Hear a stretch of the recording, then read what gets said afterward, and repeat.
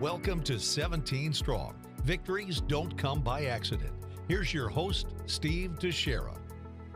Thanks, Andy. Welcome to another 17 Strong podcast. I'm your host, Steve Teixeira, along with my beautiful wife, Holly. Hi, babe.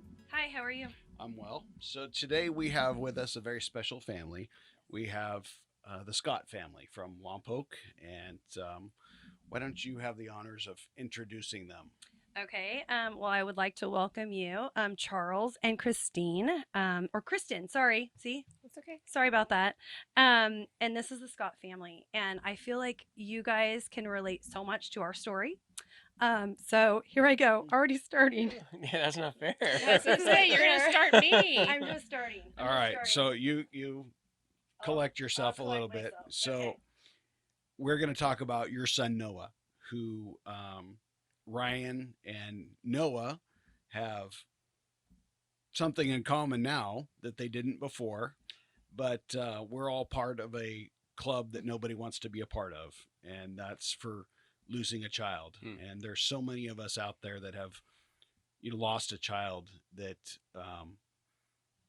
nobody should have to experience what we've gone through, but we want to hear Noah's story, hear your story and what you're doing for Noah's legacy, kind of like what we're doing with 17 Strong and Ryan's legacy. So we'd like to welcome you. We know this will be an emotional I'm already time, getting emotional, so. but it's important to tell the stories because I know both boys are playing baseball together. Absolutely. And having a good time. And Noah was at UCLA right after Ryan had passed away because you guys started at Cottage, I believe. That's correct. And then we're ended up transferred down to UCLA. Yeah. So, Well, first of all, what I want to try to do is I would like to ask Kristen maybe just to talk a little bit about Noah, just about when he was a baby and when he was born. He was your firstborn too, which is so cool because it's such a highlight to have your firstborn. Like, it's the happiest day of your life. So talk about Noah and how you're a young family and all the good stuff. I want to hear it all. I'm sorry. So we were married 5 years, and we talked about starting a family, and went to our women's director at our church and had her pray over us and made the decision to start our family, and then found out that we were pregnant. Before that meeting, Yeah. we were already. For there was a bun in the oven already. Yeah, God said this is a little bit late. Yeah. about a month, a Yeah. month along or so. Yeah. And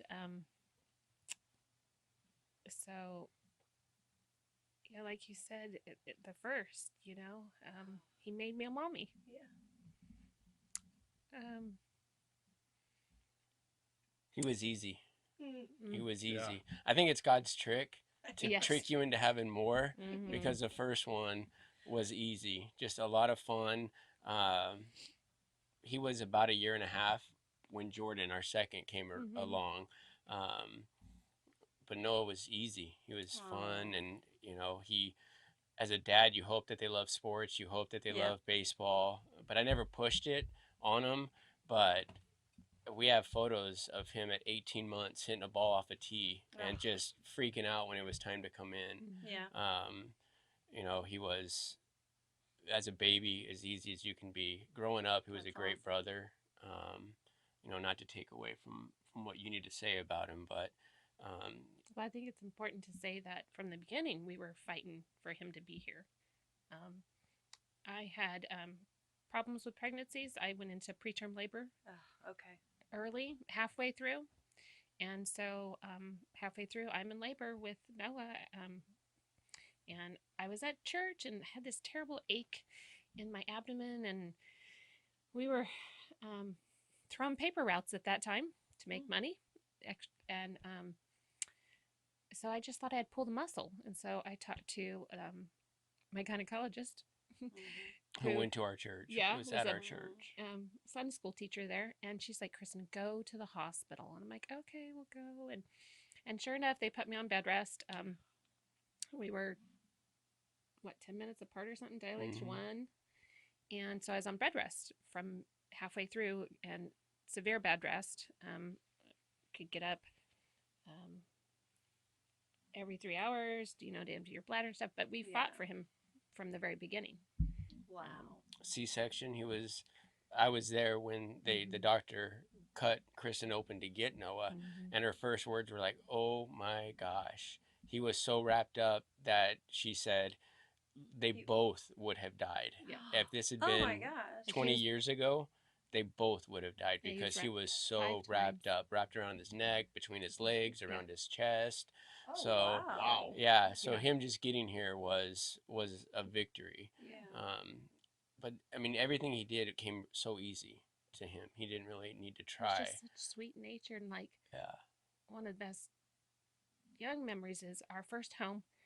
We decorated a nursery with good friends of ours and rocking horses and bears, and It wasn't Giants baseball. wasn't wasn't Because ours was Dodger blue. Yeah. But we know that, okay? Yeah.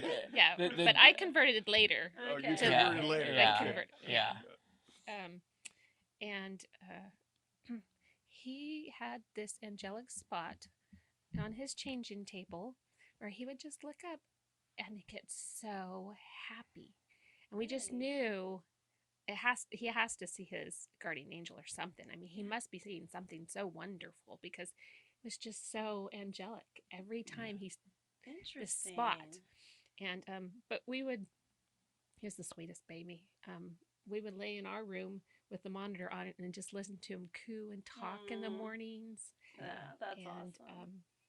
Super sweet. Oh. Yeah. He really was. Super sweet sweet. baby. I love that. Yeah. That's awesome. And When they're easy. all of ours, even though they were early, because he did come at 36 weeks, and he was little. He was just 4 pounds 9 ounces, and then, yikes! Really little. or 5'7".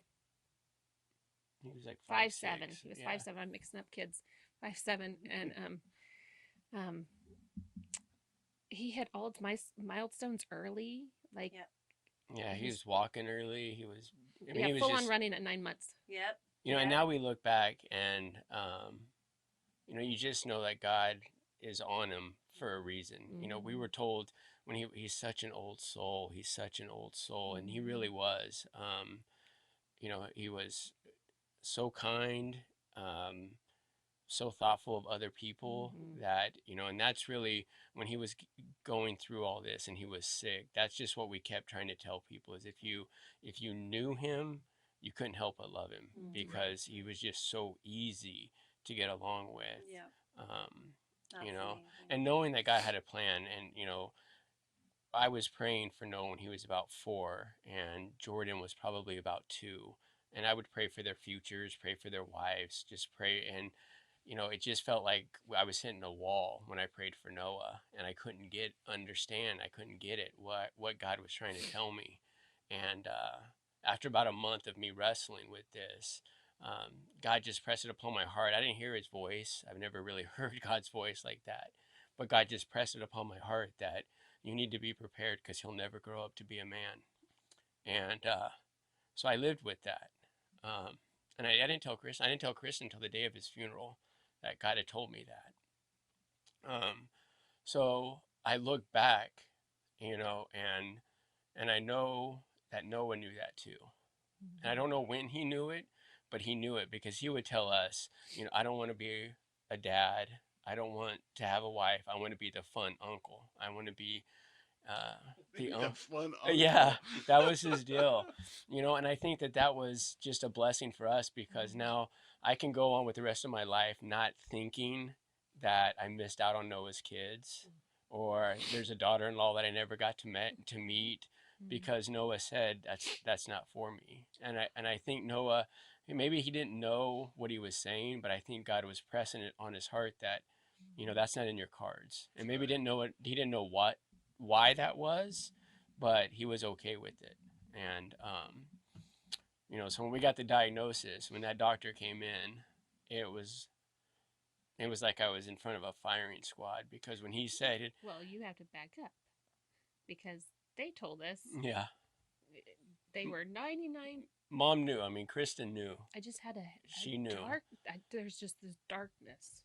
I felt it. So we finally pushed to have a bone marrow biopsy, and the So doctor. what did they tell you originally? They told So us, what happened was he started sleeping a lot more lot. and really losing a lot of energy and now he's a teenager. and being pale. We had bought, or we had gotten him a Fitbit, so we started trying to, work out a little bit more, so we could see that the baby fat was coming off, but he was sleeping a lot more.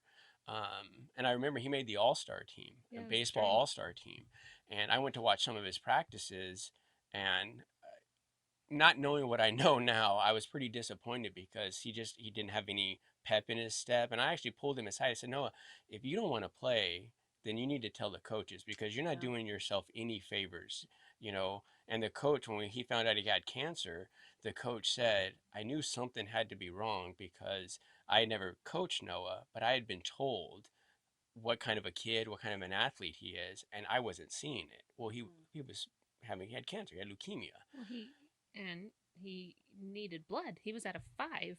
Oh my. Yeah. They said, "Why are you even standing? Like, Yeah. you shouldn't be out here running to the fence and back. You shouldn't even be standing." And that's what happened, is that one day he came down the stairs and our middle son Jordan said, Noah, you look like a ghost. And that's when I told Chris, and I said, we need to get him into his doctor. And the doctor, he's still our pediatrician for all of our kids, great doctor. And he was concerned. He said, no, you're not leaving here. You shouldn't even be standing right now. So send us over to get a blood transfusion. And after the transfusion, Noah always felt better. But we started going down to Cottage. We finally convinced them that we wanted to do a bone marrow, and they kept saying it was viral. It was a viral. And it was, oh, now I'm going to forget the name. Yeah, so they kept saying, I'm 99% sure it's a viral infection that's attacking him. But Kristen just knew and kept pressing. And the doctor actually said, I'm not a betting man, but if I were, I would bet that he does not have cancer. Yeah. So He said that to us. Wow. that And was this is at Cottage. that was at Yeah. Cottage. That was on, I think, Thursday, because he came in on Friday. We were at the hospital. He'd had a transfusion, and as soon as the doctor walked in, Kristen broke down. She knew. He didn't even say he had cancer. The first thing the doctor said is, we can cure it. We can cure it. If he's got it, this is what we want him to have. Yeah, this is the best. This thing is to the best that have. he could have. But Kristen knew as soon as he walked in. And I'll give it to the doctor. I'm sure that was hard walking into our room, because Kristen had said something's not right. And all he had done is assured us, it's going to be okay. It's not cancer. It's not cancer. Well, and typically with leukemia, you have a lot of bruising. You have other telltale signs, and he didn't. And it took the biopsy because it hadn't even spilled into his blood yet. So the bone marrow, it was still in his marrow. Like, it hadn't spilled out into his blood. So they caught it really early on. Really early, even though, I mean, he had no energy and he looked white as a sheet. But that definitely means, advocate for your kids, because Well, and we tell everyone that they have to be their own advocate, because Yeah. people know. I mean, a mom's intuition, Yeah. you know, Yeah. you just know. Yeah, for sure. And he kept telling us, I don't want to do anything invasive if we don't have to. And I'm like, why wouldn't you want to do this if it can tell us for sure? Right. And so finally, And that was Dr. was it Epstein's-Barr? Is that- Epstein's-Barr virus is what they thought he Or had. that was the reaction to the Dr. virus. Slomiani was his main oncologist, and he called him Dr. Slow. And Dr. Slow, That's kind of funny. Yeah. Leave it to our kids. They always Yeah. Ryan had nicknames for his Oh. nurses, for doctors, Right, everybody. So that's right. and whenever You know. whenever Slow would walk in, he would say, Dr. Slow. and even the nurses would say, Dr. Slomiani is not like This is this. different. He's a different person when he walks into Noah's room. Wow. And they just had a great relationship. He came to the viewing. So yeah, he just, and he was the one that finally convinced us that it was time for comfort care. We did the family meeting, and we didn't want to hear it. And he's the one that said, we have to make him comfortable. He was on the phone. And that was the hard part. That's when I hated that meeting. it really, I it's can't really, even talk about that meeting. That was yeah. I hated just that. the worst. to hear all of these I don't think that was the worst. Doctors Well, telling yeah, us. you're exactly right. It wasn't the worst. I know. Well, but it was bad. Noah coded, and he was getting better, and we took off the DNR.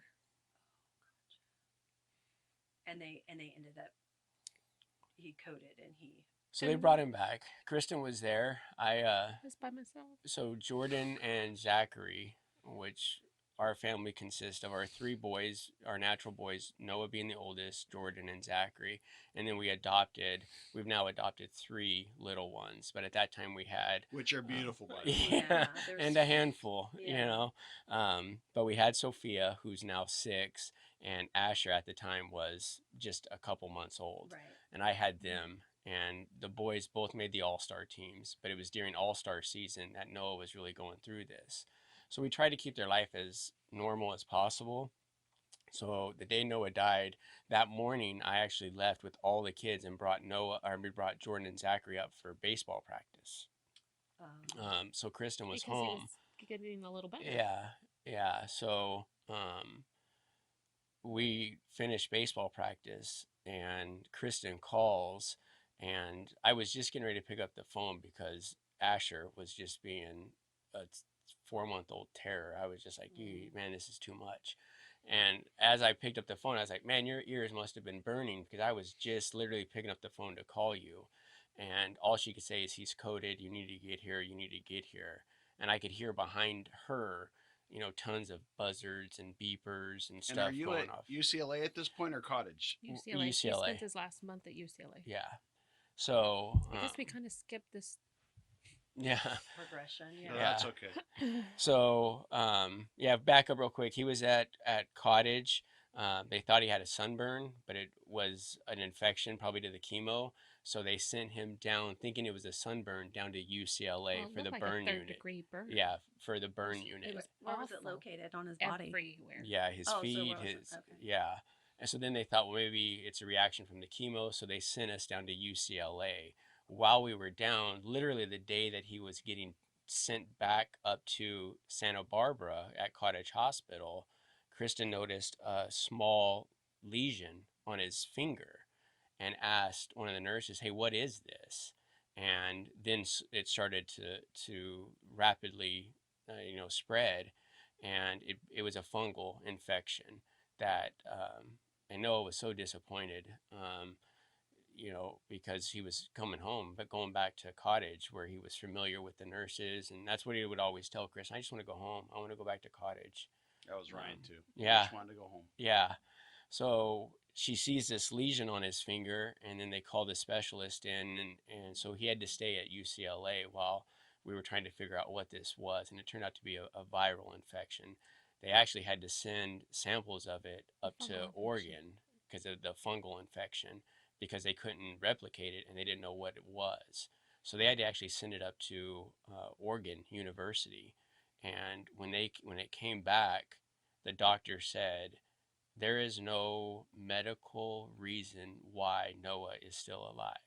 That this fungal infection was so rare and so contagious and aggressive that if somebody was to walk into the ER and present it on their arm or on their hand, they would immediately rush that person into the surgery and amputate the arm, because that's how fast and how aggressive it is. He would pass. He said that the doctor said that within 48 hours of somebody getting that, in Noah's condition, with the immune system being as suppressed as it was, that people die within hours.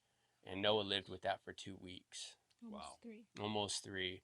And the doctors, they actually did a case study because they couldn't figure out what it was that Noah, how he was able to survive, because it was in his brain, it was in his lungs. They call it farkles, where it spatters. Yeah. But that's another example of definitely advocating for your children, because so when he went there, they thought he had pneumonia too. And they kept watching it, and it come to a point, I said, because I would do they would do rounds, and I was part of the rounds every day. Yeah, me too. Yeah. And I asked him, at what point is it not okay for that to be there? it's not changing. What point are we going to say we need to check on it better? And so from that day, then they did a biopsy into his lungs and found out it was the fungus. Yeah. Well, it took forever to find out it was fungus, but they found out it wasn't pneumonia. And if I hadn't pushed them, they would have never known. Yeah, and Kristen was really a strong advocate for Noah when he was in the hospital. There was times where Well, he was too gracious, and he wouldn't for himself. Well, not just that, but just watching what the nurses were doing. There were times when Kristen would catch, and not mistakes, but maybe different Change of orders. dosages and stuff, where she would say, well, that's not right. That's not what the doctor ordered. The doctor was just in here. And they would say, well, I don't think so, but I'll go check. And sure enough, they would come back and be like, no, you were right. So she really was a very strong advocate for Noah. I mean, she was with him. Yeah, sure. Absolutely. Well, and I think parents feel like vulnerable and insufficient in that because they're the experts. They're the doctors. No, nobody knows your child better than you. That's right. Mm-hmm. And, that's right. Yeah, so that going back to the day that Noah passed. So I mean, because even that, as sad as it is, it's pretty remarkable. You know, just how God had our family in that time. So you get the call. I get the call at 6 o'clock. It was 6:05 because I just picked the boys up from practice. We were going to dinner. I was in Lompoc. Kristen is in UCLA, which is for us, those that don't know, you have to travel down 1 to get on the 101 and then on the 405. Right. And it's Friday night at 6 o'clock. Oh, so you're a good 3 hours. That's what you would think. At least. So I turn around, start heading down, and finally I get a hold of one of the doctors, and the doctor says, I don't see him coming back from this. We brought him back now, but you need to get here. So the two older boys, they knew what was going on, and the whole ride down, I had never heard Jordan and Zach worshiping that open and that honest. They were really crying out to God for their brother. And there was no words, there was no anger. They were just singing. But I've never heard it come from them like that. They knew what their brother was facing. And they knew it was critical. Yeah, and they knew the answer. You know, they knew that whatever was happening, they needed to cry out to God. And as a dad, you know, I'll never forget that, you know, they weren't mad at God. They weren't mad at the doctors. It was honest and real worship. So it's 6 o'clock on a Friday night, and I have to get on the 405. On a good day, it's 3 hours. Yeah. On a good day. Yeah. I walked in that hospital room at 8 o'clock. We made it from Lompoc. Were you code 3? I was not.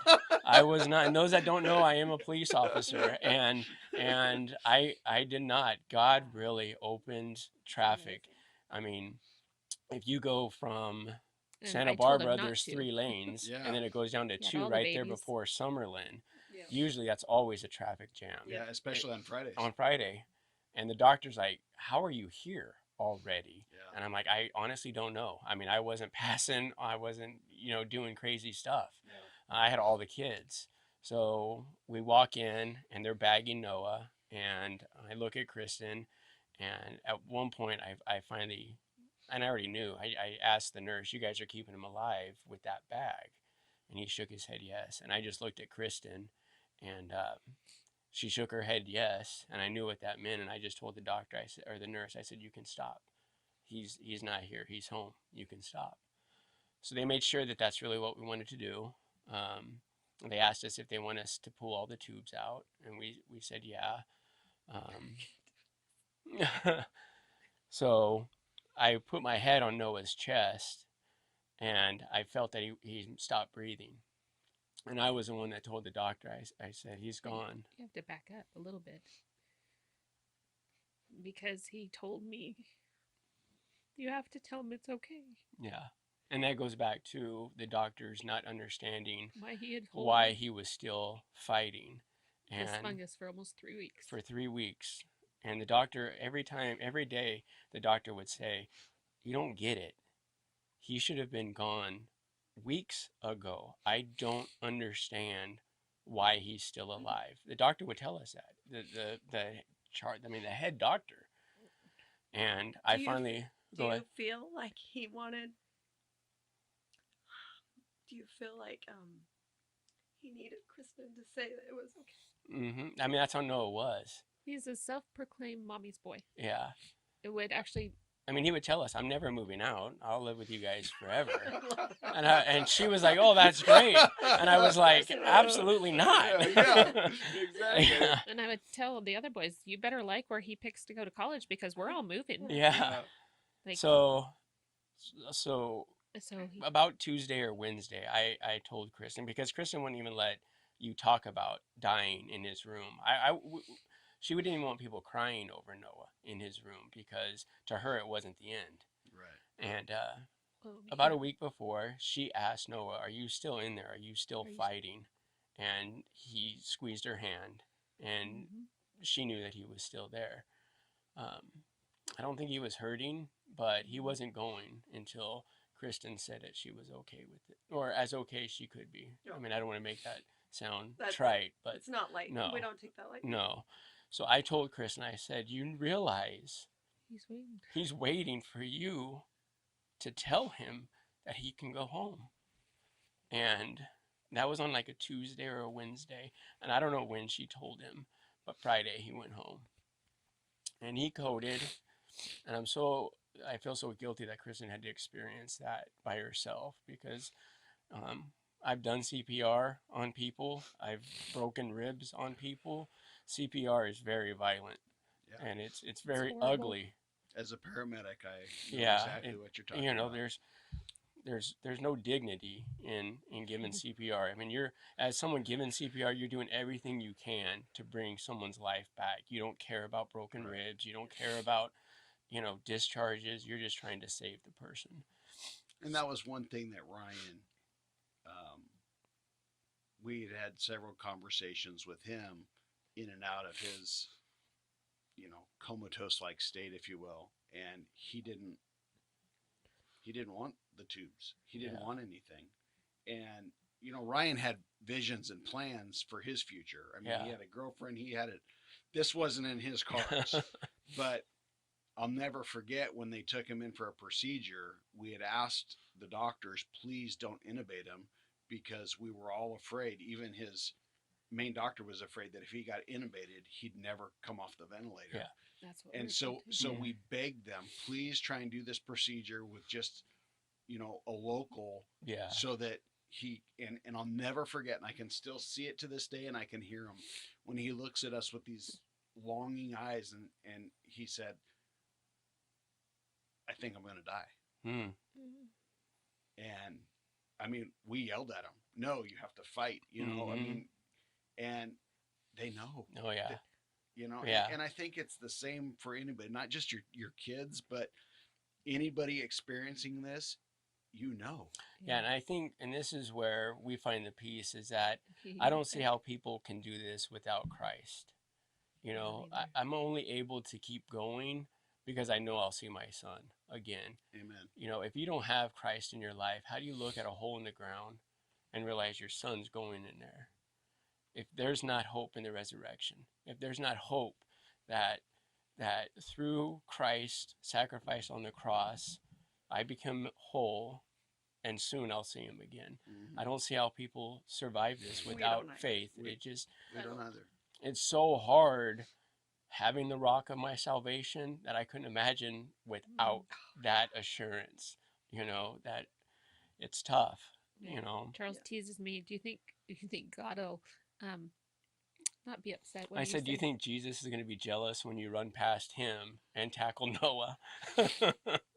I don't think so. I think he'll understand. Yeah. So I think he's going to have his hands full with a lot of other people. Yeah. So Kristen tells Noah through a lot of that he can go. That day. Oh, that day. See, that's new. I knew it had happened. I just didn't know when she told Noah that he could go home. Because there's like he was getting better, but they kind of get a little better sometimes. Yeah, Ryan did too. Got a little better. Yeah. And so that's why we took the DNR off. Yeah. And That was. I know that was hard for her, That was horrible. but I'm grateful that. But I was there the whole time. They asked me, "Do you want to leave?" No. I said, "I've been here for everything."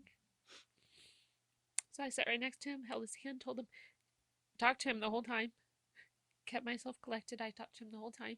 And one of his nurses, bless her heart, I think she's actually a PA, she remembered how much we love the ocean.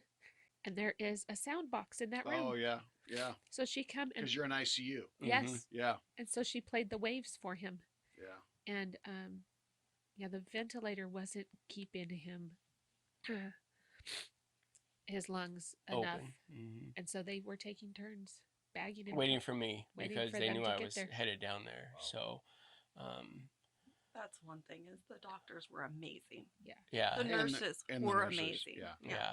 I mean, the care at UCLA and I'm sure Cottage is the same. Is just, I mean, as a paramedic, as a police officer, we see it, we understand, we get it. Mm-hmm. But what these people are dealing with day in and day out, Yeah. we have PTSD from losing a child. Mm-hmm. And can you imagine what they're experiencing every day? Yeah. Because who knows how many young adults and children die on their watch. Oh, yeah. And I mean, Yeah, they just have to wear it. Yeah, there's Yeah. only hard. one that I would say that I wasn't too fond of the. So I think they are careful there to not let them work too many days in a row right. yes. for a reason. And this was her third day, and she just his arm just wasn't moving the way it should, and he was just a little bit. And yeah, she just didn't quite listen to me. Yeah. That was my only. And you were there for a month. Yeah. So Yeah. you get to see and know. Well, and the ones at Cottage, understand. Yeah. the ones at Cottage, I mean, they loved our family. I mean, they would decorate for him every time we went. Like, there's a video if you see on his Facebook of one of them. It was Christmas. It was close on my to- birthday. Yeah. And they put cotton balls on the floor for snow and they would decorate up his rooms. Before we even got there, when they found out he was coming, they would decorate Giants stuff. Even though a couple of them were Dodger fans, they would decorate it for Giants and stuff. So yeah, the nurses at Cottage, they're still like family to us. They We are. still communicate with them, and they're wow, they're great. That's amazing. Yeah, they're Yeah, really That's great. amazing. They've gone on some of our Team Noah trips, the Disneyland trip. That is so. really cool. That is Yeah. really cool. That's interesting that you bring that up because when Ryan had his first cancer, the Ewing sarcoma, and we went to Santa Monica, we weren't able to keep in touch with the nurses, which is very strange. And I thought, oh my gosh, like that's crazy. Well, when he was diagnosed with the leukemia, I had the complete mindset where I'm not here to make friends, and then all of a sudden they really wanted to, we were there. We were in lockdown and isolation and all that. So it was, they wanted to be apart and to talk and to, exchange phone numbers. And I thought, wow, isn't that so weird that, the certain difference. ones like it and certain ones don't want anything to do with it. First, I thought it was a policy, but apparently I think it is a policy, but they break that or something. Yeah. I don't know. But anyway, probably something that they shouldn't. But anyway. So we had the pleasure of meeting you at your first golf tournament shortly after Noah had passed away. That's correct. You did a fundraiser, and I think your organization's what, Team Noah? Yeah. So Yeah. tell us a little bit about Team Noah. Yeah, it's the Noah Scott Foundation. So, knowing about you guys, knowing about Lexi Brown, our goal was not to reinvent the wheel. It was just to come alongside established organizations and kind of partner with them. That was our goal. But you quickly learn that you can't collect people's money without having a tax ID number, Right. and there is a difference too when they supported Noah and our family. And I'm like, well, give me the money because I want to give it to the Lexi Brown Project. So people were donating, same with you guys, they're donating because they know your family, they know your story. So, And they know what you're representing. yeah. Yeah, they Yeah. identify with. So kind of reluctantly, we started the Noah Scott Foundation. I shouldn't say reluctantly. It was the heart of why we wanted to start it never changed. It was the fact that I didn't want to try to reinvent the wheel. Sure. There was, a lot of groups doing a lot of really good things that we supported. So the first golf tournament, friends of ours did for us to pay for some of the medical expenses. Noah passed in June, and that was in August, was that golf tournament. So we've since created the Noah Scott Foundation, and our goal is to serve families who are dealing with childhood illnesses. We pay for gas cards and cafeteria cards for families that have to stay in the hospital for long periods of time. We've paid for funerals. We've paid for rent for people. And then a second part of it is Noah loved being a foster brother.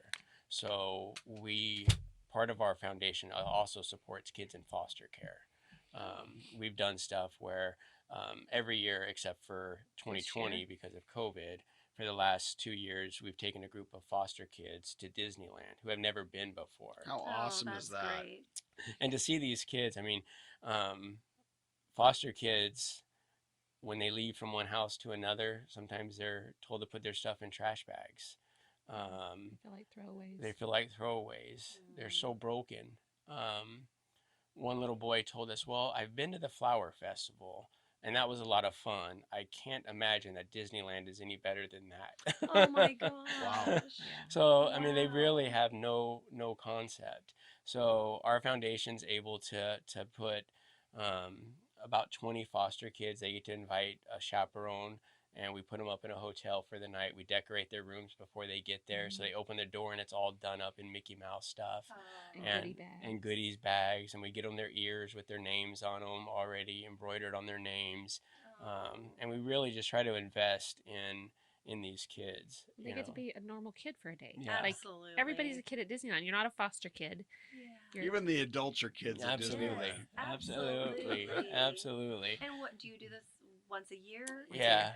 You, Usually we try to do it around Christmas time because they change the park and they decorate it like Christmas. oh, that's, So And there's it a little bit of snows down there's Main snows Street. and there's a little bit more extra magic. So we try to do it around Christmas that's time. great. Yeah, we make sure that the park has been transformed into the Disney Christmas Well, magic. it is definitely Awesome. transformed right now because Yes. there's nobody there. Yeah, Yes. yeah, yeah. That's So so different. Huh? it's just we've gone through the adoption process, and we've really, Scripture tells us to take care of the orphans and the widows, Yeah. and these kids come so broken by no fault of their own. Yep. And I've seen what love and structure and safety will do to a broken kid. It But breathes what life. it'll do, love is the greatest Oh. gift there is. Absolutely. I mean, I- it doesn't matter if you're a kid or an adult. That's If true. You just love. Yeah. We're called to love. Yeah. I mean, and that's what Ryan wanted to do with 17 Strong. And I know that Noah is so proud of what you guys have done for Yes. him Mhm. because they were both kindred spirits. Yeah. Oh, yeah. Well, I we've mean, talked about that. You know, Yeah. they knew how to love. And we've said it before that Ryan touched more people in 20 years of life than most people will do in 80. Oh, yeah. And Yeah. Noah is And he the was same 14. Right? Noah was 14 when he Yeah. got sick. He was 15 when he passed. way. Yeah. Yeah. So it's we joke about that all the time. We say, Yeah, we hope that we get, that God credits us some of what Noah's stuff has been since we Yeah. were his parents. Hopefully that web kind of Yeah. stretches I out. can't imagine our legacy's going to be his. No, Right. no. And that's what we tell people is that, we're just trying to live up to our son's legacy. Oh my You gosh, know. I've said that before. Yeah. I've said Yeah. that before. People Yeah. are like, "Oh, I want to meet the parents because and you're like, I don't feel like he taught me stuff. Yeah. Right. He's taught me things, yeah. and Yeah. I'm learning. Yeah. And just even though they are our children, which it should be the opposite, Yeah. I felt like I learned so much from him, Yeah. so much, and I know that he was so positive when it was Mhm. during his diagnosis that I was having such a hard time with it, that being around him is the only thing that made me comfort, just gave me any type of comfort, is just to be in his presence, to know that he's going to be okay. He says it himself. He's going to be okay. So it's, it made me think, okay, that's what it's going to be. This is how he's going to fight this, because in my mind, it would go crazy things. It would do, and it's just a powerful thing, and you have to choose not to go there. And it just his positivity. And he was the same way, just with that. Really was cute when he would call him Dr. Slow. Yeah. What's up, So, Dr. Slow? Dr. That was Slow. so I cute. can tell you there was just some things that I just can remember one doctor just off the top of my head who he just wanted to get under her skin. He just wanted to get under her skin, and that's all. So he would do anything he could to just, just to rub her the wrong way and get a rise out of her. The very first day he started treatment, someone came in to start the chemo, and he was like, came in and like, well, how are you doing? What brings you here today? And Noah, without batting an eye, says, well, cancer. And she was like so stunned, she didn't know what to do. And then when Noah realized that he had got her, Noah started laughing and kind of made it feel okay. Yeah, But, right? And that was just the way he was. Yeah, He was really, he took the time to invest in people. Absolutely. And took the time to make them feel like they were the only one in the room. Oh, how about go ahead, the tell him the kindergarten story. So Noah, we were homeschooled, but we went to a charter. Okay. And K through 12 was at the charter. Okay. So Noah was 7th grade, 8th grade, and every day at lunchtime he would stand outside the kindergartner's room and high five the kindergartners when they would go to lunch. And he said that he wanted them to know that they had at least one older kid that would always watch out for him. That was their friend. That's and so we never asked him to do that. It was never. It was just that was Noah. Yeah. And to Noah, yeah, he would look at you like, "What do you mean that's special?" Yeah. That's who I am. That's what I do. Exactly. So. And Ryan was the same way. We keep hearing stories all the time about, people we don't even know. My daughter was bullied, and your son intervened and stopped it. And because of your son, she's still with us today. Yeah. Stuff like that. Stuff that just tugs on your heartstrings that you didn't even know about. Yeah. I didn't even know it. Because that's just the way these kids look. And they just go about their life. And they knew that, hey, if you're bullied, that's wrong. Yeah. We're all supposed to be treated equally. Absolutely. I think what is so exceptional about all of them is basically they're just simply obedient. Yeah. That's what it comes down to. Yeah. They're not always obedient, but yeah. Well, not taking out the trash. Yeah, of course not. Less obedient to us and more to God. But for what God, calls us to love one another. That's right. And I just feel like the whole process put everything in perspective. Mm-hmm. Just my life, my purpose, Oh yeah, my faith. Yeah. Oh, I was mad at God for a long time. It's okay. Yeah. Yeah. And we don't have the answers. We never will have the answers. And we've lived it. We get it. We're allowed to be angry. Yeah. I mean, we lost a child. Mm-hmm. Yeah. I mean, it's wrong in every account. Yeah. And I don't care if it's a miscarriage. You lost a child. Mm-hmm. It's just not the way we're wired. Mm-mm. We're wired to grow old, to be 80, 90 years old and outlive our children. And then, it's a succession thing that we plan for. Yeah. You don't plan on burying your child at, 14, 15, 16. No. Yeah, they're not supposed to go first. They're not supposed to go first. But like you said, he knew he would mess with me because he has that dry humor his dad has. That's great. That's great. so funny. And he would say, Mom, I'm dying. And I'm like, stop. At first it would make me upset. And I'm like, stop that. I don't even want to hear that. And then it became a joke. Mm-hmm. And then I'm like, yeah, we're all dying. He's like, yeah, but I'm dying faster. And then we look back at things he has said to us. And I'm like, he was trying to tell me. And that he was okay. Yeah. I mean, there is peace. I remember, scripture coming alive, that, that scripture, that his mercies are new every morning. And I've read that so many times, but right after Noah died, that became our anchor, because it was like, I can't see next week. I can't see next month. No, If you expect us to function, you need to show up today. absolutely. You have to show up today. Yeah. And as hard as it was, I never got closer to God than I did during this time. And I think of the story of Lazarus. Jesus knew that Lazarus had died, and Jesus knew what he was going to do with Lazarus's life. But Jesus wept. And he didn't weep because of Lazarus. He wept at what death had stolen. That's what upset him, was that he was so in tune to people's emotions. He felt that pain. He felt Martha and Mary's pain of losing their brother. But God knew, I'm gonna bring him back, Mary. But it still broke Jesus to tears. He didn't cry when he was on the cross. But living through the pain of death brought him to tears. So that gives me comfort that Jesus has cried with me. And he says, you're right, it's not right. And death is the enemy. But I win. Oh, yeah. And you're going to win too. Yep.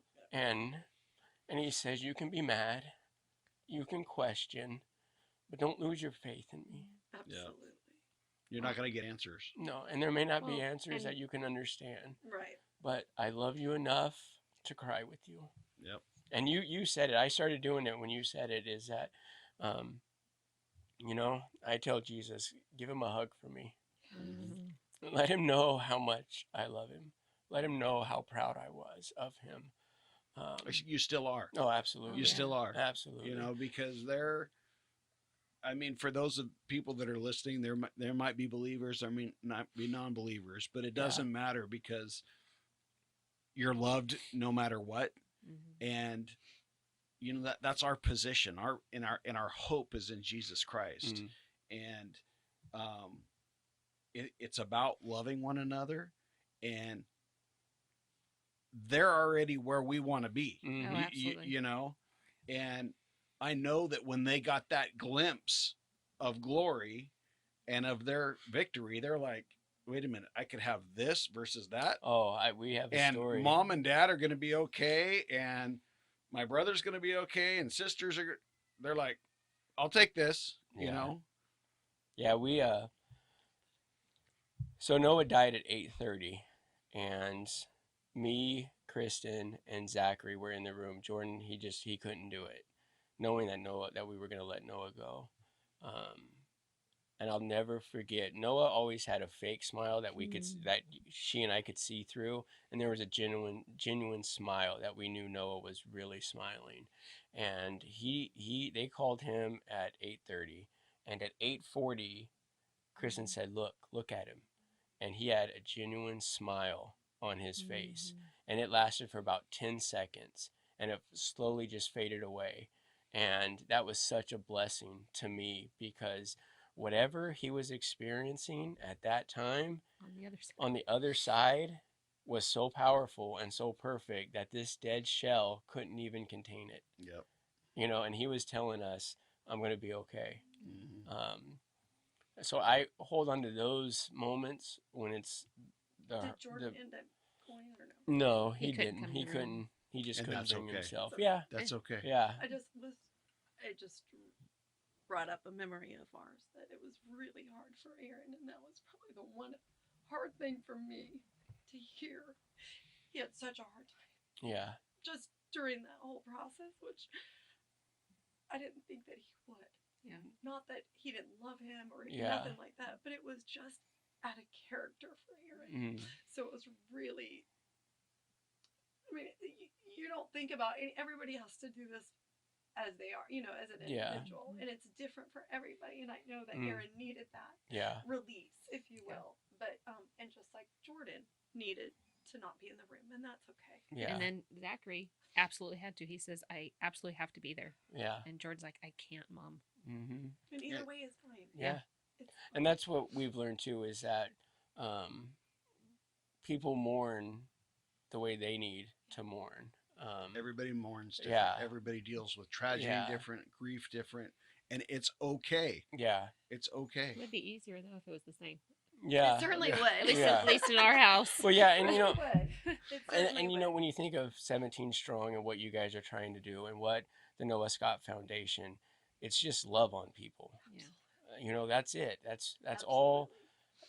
None of this is for the glory, the TV reports. None of No. We don't You want know, any of I it. don't No. want We that, yeah. want to love on people that Yeah. are, and And we they need it focused the most. right, Yeah. and we focus on those people that are going through the exact same things Yeah. that Tissue. Cancer Noah survivors or- and Ryan went through. Yeah. You know, and it's so,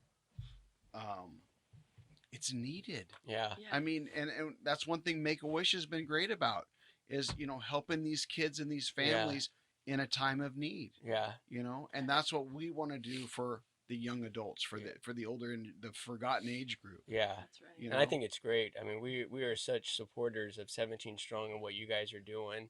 I think it's amazing that you've identified a group that are overlooked. Yep.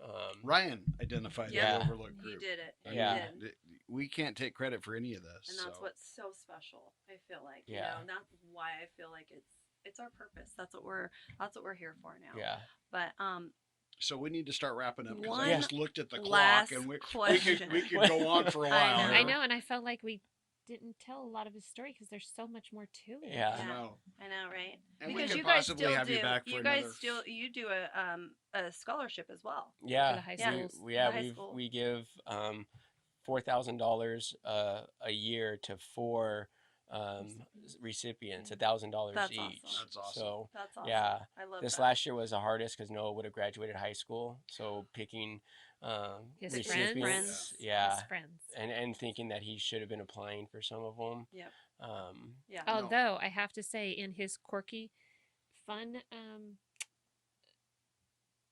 way. yeah, he would have thought COVID was hilarious. He's like, if I can save the world laying in my bed and watching Netflix, I'm good. Yeah. Like I don't care about a senior Right. year. I'm I've good. often wondered what Ryan would have said about this. Like, Yeah. I'm sure it's something to make it fun of it. Oh, in yeah. some way, He because would've you thought it know was hilarious. he would have thought, Oh, it was something. right up Noah's alley. Oh, everybody, yeah, these kids missing out, and he's like, Well, and I think that's what's so Yeah. huge about what we've learned about Ryan and Noah is that perspective. their perspective and Yeah. just their wisdom beyond Oh yeah, age, Beyond you know? absolutely. yeah. And you really, as a parent, you find comfort in that because you realize They got it. this was started before the world even started spinning. God Yeah. had a plan for these two, That's right. and Oh, yeah. he is going to do an amazing thing through their lives.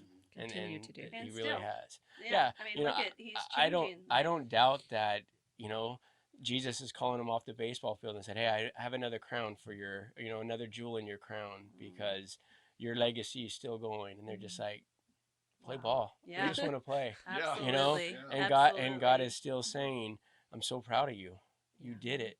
And look, people are still being affected Absolutely. by your obedience to me, and they're still being rewarded in heaven. I believe it. I do too. I believe it. that. I That's believe awesome. that. Well, if somebody wants to get involved or donate with the Noah Scott Foundation, how do they do that? So probably the best and easiest way is on the Facebook page, Mhm. the Team Noah Forever Facebook page. Okay. That's got all of our contact information.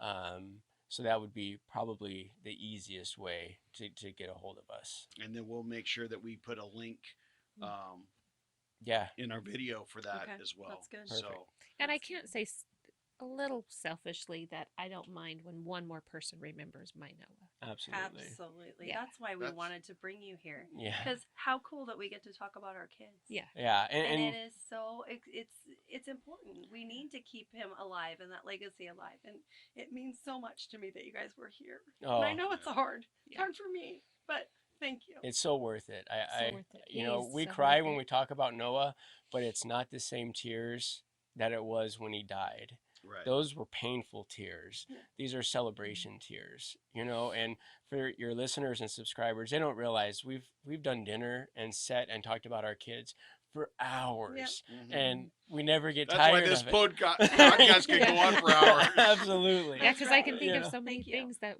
we didn't say. Yeah. Yeah. And we value your guys' friendship. And You know, likewise. Thank you. we've really, it's been because of a horrible circumstances, but we really credit you guys with taking Ryan's story and just living it to the fullest, and including us in that. We value you guys. Well, Thank thank you. you. And we Yeah. want to thank you for your service Yes. and your brothers absolutely. in law enforcement. I know the times are tough right now, and Yeah. to all the first responders, thank you very Yes. much. Appreciate it. Absolutely. So And their families that and their- stand behind them. Exactly. Absolutely. Yeah. Exactly. Because it's a Absolutely. lot. It It's a is. lot. It is. It's a And lot. we understand that. So Yeah. with I that, am we are going to wrap up another thankful. 17 Strong podcast. Yes. And for more information, you can see the link below for the Noah Scott Foundation. And if you'd like to donate to 17 Strong, that's 17strong.org. And thanks to Nate Yes. for putting all this together for us. Mhm. And remember, attitude is everything. You've been listening to 17 Strong. Victories don't come by accident. To be part of the show, make a donation, or request more information, go to 17strong.org. That's SEVENTEEN strong.org.